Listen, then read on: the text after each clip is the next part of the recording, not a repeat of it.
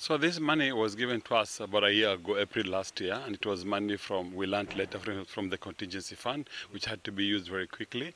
We had set 600 million shilling aside for the construction of shelters in 26 counties out of the 48 counties. 38 counties were affected or impacted by the floods. So 26 counties got this assistance.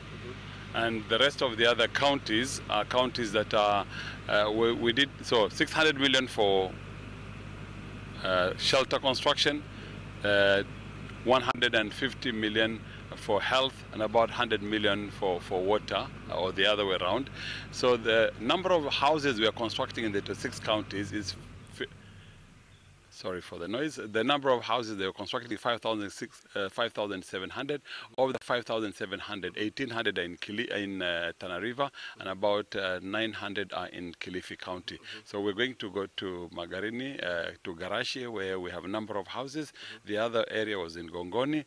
So primarily we're building homes for these people at the cost of 100,000 Kenyan shillings. Some individuals are adding their own money to even make it slightly bigger.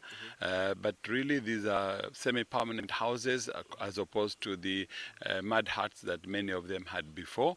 We hope and pray that with the next rains about to come, that this time around the houses will not be washed away. There's also a situation where some of them are appealing for food items. They're complaining that the current situation that is affecting them because they lost most of their crops to the floods.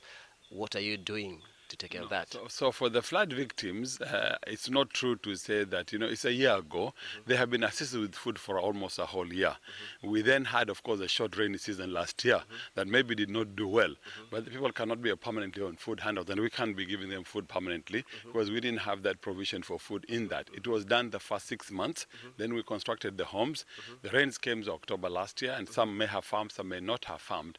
But primarily, we have done what we had to do in health, in water, and in shelter. And the bigger one is shelter. 5,700 homes in 26 counties.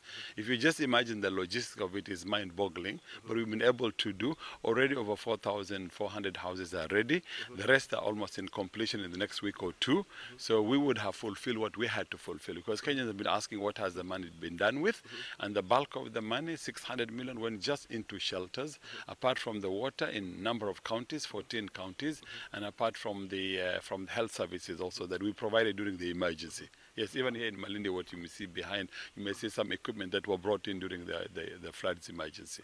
Well, of course, we visited some of the areas yesterday, like Mapotea, and we were told that there are over 3,000 victims there, and only 200 managed to get part of the funds to reconstruct the houses. Can you just briefly tell us how you were able to come up with the process to identify those victims who benefited from the problem funds? with our country is we can always create a need, and we can always say we're all affected.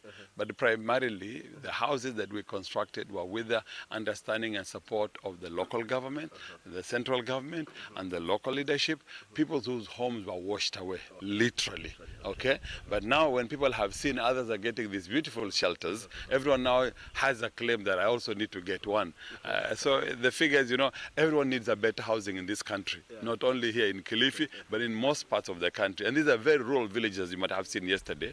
So, of course, what is constructed looks good, looks more decent. And, of course, people have the right to claim. But as in respect to the floods, those who are genuinely, whose homes are washed away, have been assisted.